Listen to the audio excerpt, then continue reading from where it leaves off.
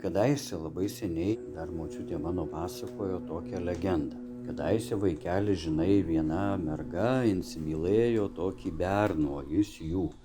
Nu ir vat jau juodu būtų ženinįsi, bet ale kad bernas tas išjojo kažkur tai toli ir prapuola. Nu sako, gal karan kur tai išjojo. Merga sako, jau to berno laukia metus kitus dvejus. Jau giminės jau jos sunerimo, kaip čia tas bernas gyvas, negyvas. Ir sako, jau jų įsižiūrėjo kitas nemylimas, ale labai bagotas. Nu ir giminės jau nusprendė jų išleisti už to berno kito.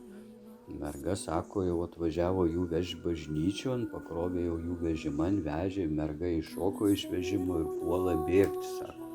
Ir va bėgo, jų vijosi, va čia, sako, vaikelė ant šito kalno užvijo tų mergų ir jau merga mato, kad niekur nesdings, tai jinai trenkė vainikėlį žemėn tada ir pakėlė galvą ir pasakė, perkūne, velai mane akmenin, paversk, velai, aš tau 1000 metų tarnausiu, ale už nemylimo neišeisiu. Nu, perkūnas sako, trenkė žaibu ir pavirto tą mergą akmenį.